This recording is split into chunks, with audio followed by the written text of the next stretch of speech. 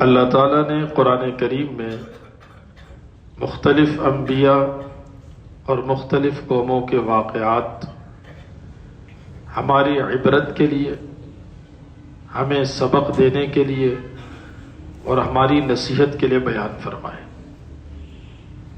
دیکھیں، ایک ہوتا ہے واقعہ برائے واقعہ اور ایک ہوتا ہے واقعہ برائے نصیحت۔ قرآن کریم واقعہ برائے واقعہ نہیں سناتا کہ کوئی قصہ سنایا جا رہا ہے اس لیے کہ قصہ سنانا مقصد ہے۔ صرف حضرت یوسف علیہ السلام کا ایک واقعہ اللہ تعالیٰ نے بہت تفصیل کے ساتھ قرآن کریم میں ایک ساتھ ذکر کیا ہے۔ اس کے علاوہ آپ انبیاء علیہ السلام کے واقعات دیکھیں۔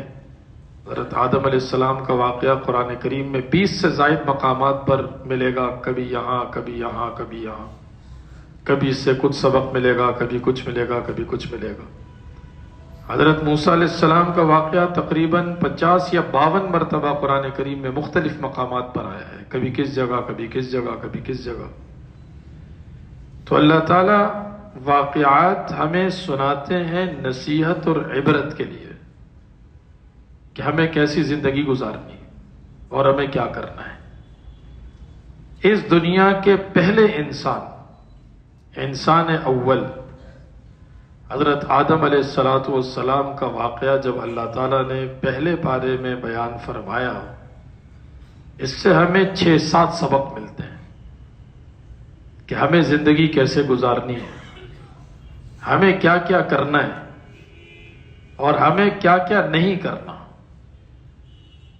تو جو سبق ہمیں یہ ملے کہ یہ کرنا ہے، وہ چیز ہماری زندگی میں آ جائے، اور جہاں ہمیں یہ سمجھ میں آئے کہ یہ کام نہیں کرنا، وہ چیز ہماری زندگی سے نکل جائے۔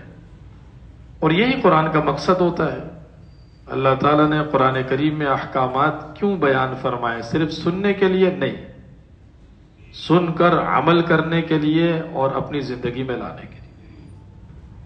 سب سے پہلی چیز، حضرت آدم علیہ السلام کو اللہ تعالیٰ نے اشرف المخلوقات بنایا، ایک معزز مخلوق بنایا۔ آپ دیکھیں اللہ تعالیٰ نے کیا فرمایا کہ انی جاعل فی الارض خلیفہ، میں آدم کو زمین میں اپنا نائب بنا کر بھیج رہا ہوں۔ اور اللہ نے کیا فرمایا وعلم آدم الاسماء کلہا، کہ اللہ تعالیٰ نے آدم علیہ السلام کو تمام چیزوں کے نام سکھلا کر علم میں فوقیت دے دی۔ اور اللہ نے کیا فرمایا کہ وَإِذْ قُلْنَا لِلْمَلَائِكَةِ اسْجُدُوا لِآدَمَ، آدم کو کھڑا کیا، تمام فرشتوں سے کہا کہ اس کے سامنے جھکو۔ اتنے اعزازات، اس کا مطلب ایک معزز مخلوق، اشرف المخلوقات۔ اب دیکھیں، جو چیز جتنی زیادہ قیمتی ہوتی ہے نا، اس کی اتنی ہی زیادہ حفاظت ہوتی ہے۔ ایک بندہ سستا موبائل لیتا ہے اور اس کی جیب میں ایک مہنگا موبائل بھی ہوتا ہے۔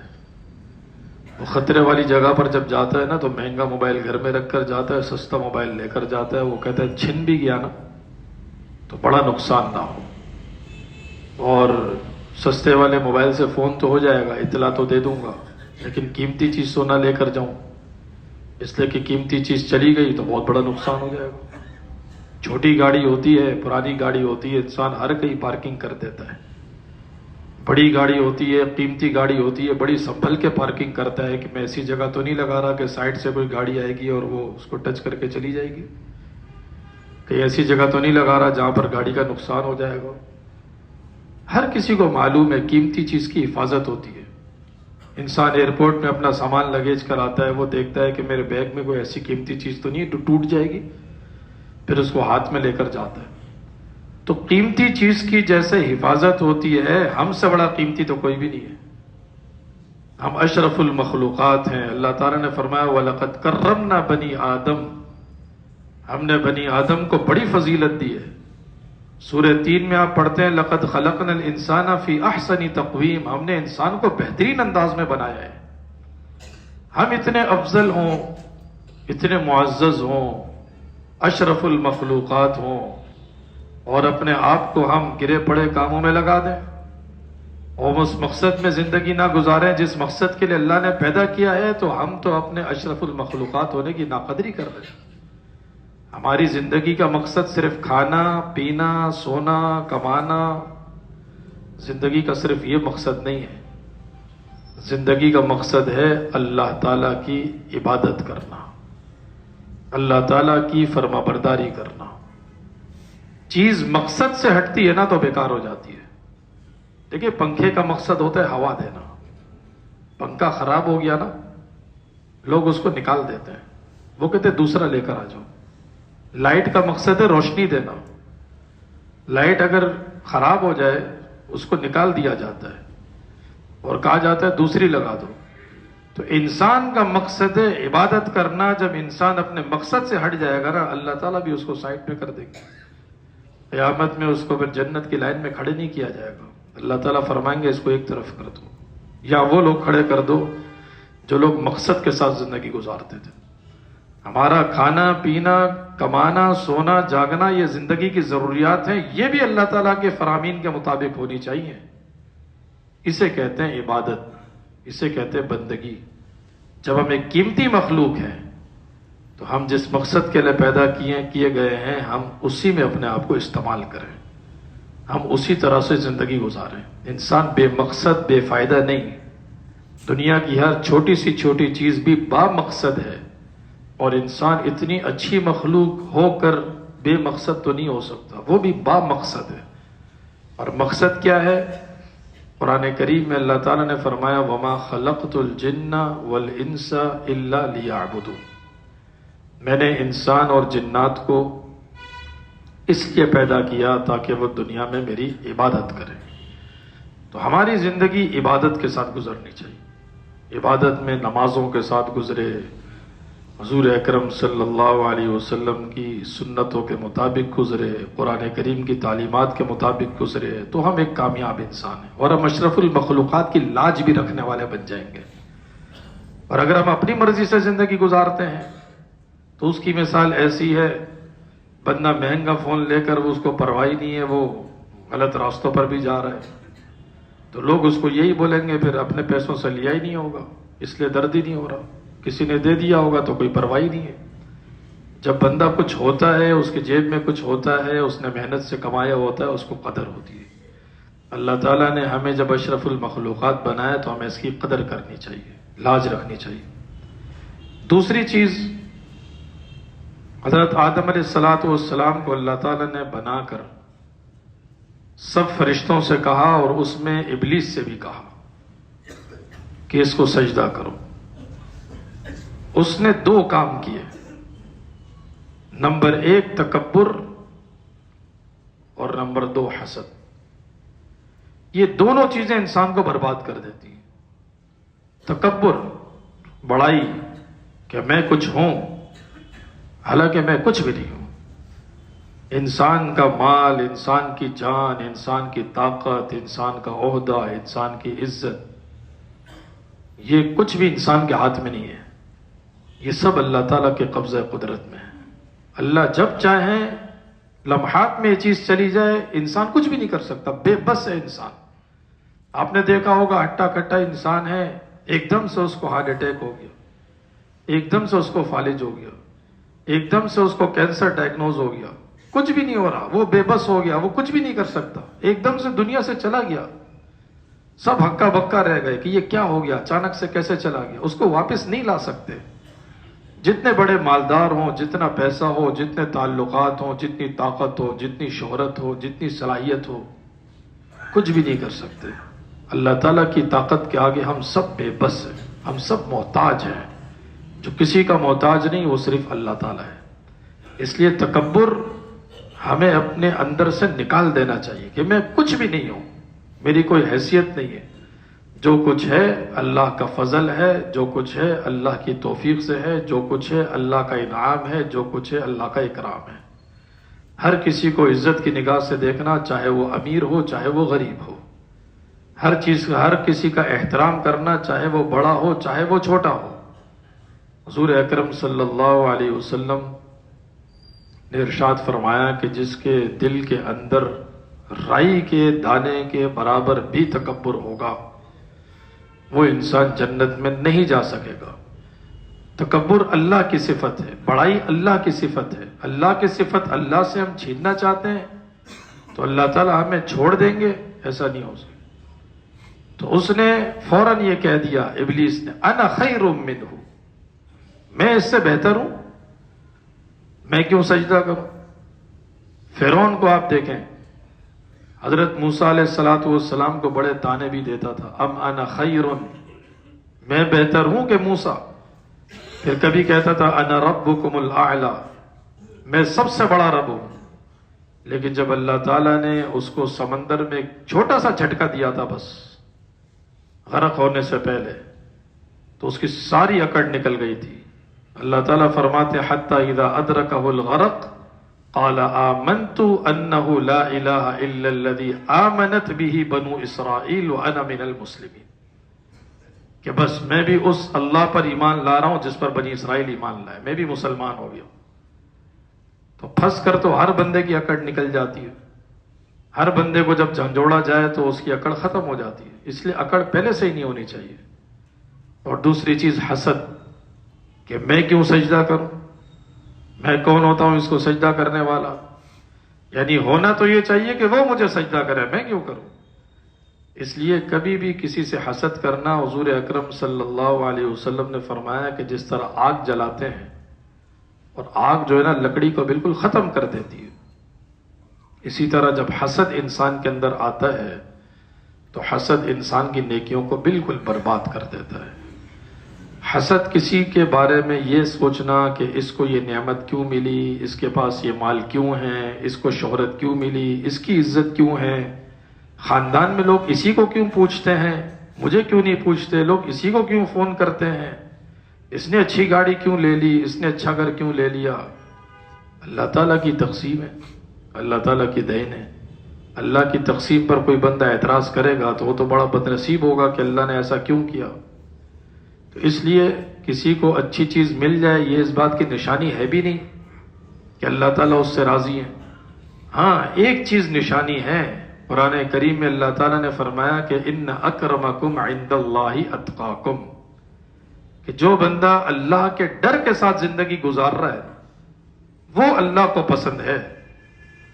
تو ہمیں یہ ہونا چاہیے کہ یہ بندہ، کوئی یہ نہیں کہتا یہ نمازی کیوں ہے، مجھے نمازی ہونا چاہیے، یہ بندہ تہجد کیوں پڑھتا ہے، میں کیوں نہیں پڑھ رہا۔ دوڑ تو اس میں ہونی چاہیے۔ اس لیے حضور اکرم صلی اللہ علیہ وسلم نے فرمایا کہ صابر اور شاکر بننے کے لیے دو کام کرنے پڑیں گے، دنیا میں اپنے سے نیچے والے کو دیکھنا پڑے گا اور دین میں اپنے سے اوپر والے کو دیکھنا پڑے گا۔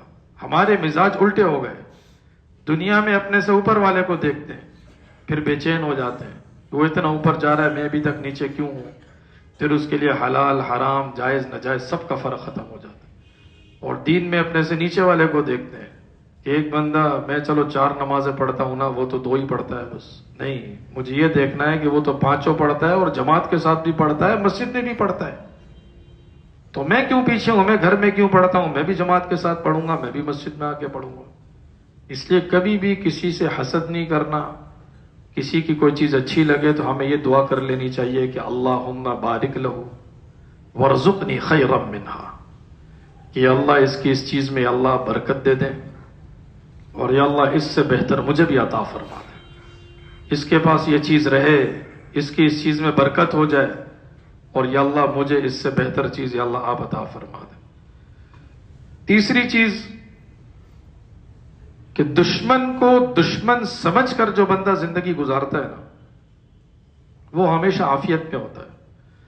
آپ کو پتہ ہے کہ اس بندے کے سامنے میں بات کروں گا وہ میری بات کو لیک کر دے گا، تو کبھی بھی آپ اس کے سامنے بات نہیں کرتے۔ آپ کی کوئی بزنس میٹنگ ہو، آپ کو پتہ ہے کہ میں اس کے سامنے بات کروں گا یہ تو پوری مارکیٹ میں بات کر دے گا، ہماری پرائیویسی ختم ہو جائے گی، تو بچتے ہیں ہم لوگ۔ جب یہاں ہمارا دماغ چلتا ہے، کام کرتا ہے کہ ہر اس بندے سے بچنا ہے جو ہمارے لیے نقصان کا ذریعہ بن سکتا ہو، تو ہمارے لیے سب سے بڑا نقصان کا ذریعہ بننے والا شیطان ہے، جس نے حضرت آدم علیہ السلام کو سجدہ نہیں کیا، نہ بڑا جرم۔ اللہ کے سامنے اکڑ دکھا دی کہ خلقتنی من نار و خلقتہ من طین، اتنا بڑا جرم۔ اللہ تعالیٰ کو کہہ دیا لَأُغْوِيَنَّهُمْ أَجْمَعِينَ، میں سب کو گمراہ کر کے چھوڑوں گا، اتنا بڑا جرم۔ پھر جنت میں آدم علیہ السلام کو فَوَسْوَسَ إِلَيْهِ الشَّيْطَانُ، وسوسہ ڈالنے لگ گیا، جنت سے نکلوایا، اتنا بڑا جرم۔ دنیا میں لوگوں کو گمراہ کرنے کی کوشش کی، اتنا بڑا جرم۔